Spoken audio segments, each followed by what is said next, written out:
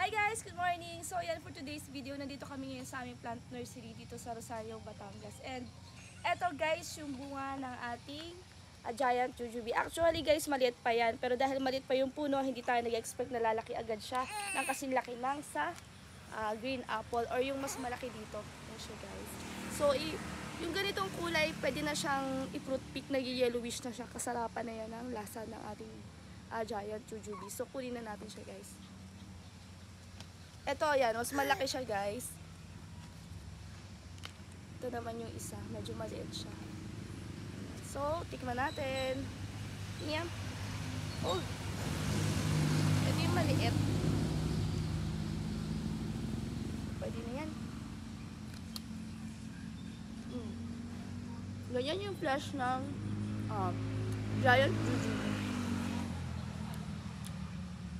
Napakasarap nito, guys. Ayan si Liam. What's that? Jujube. Yummy. Yummy? So yun lang guys. Bye!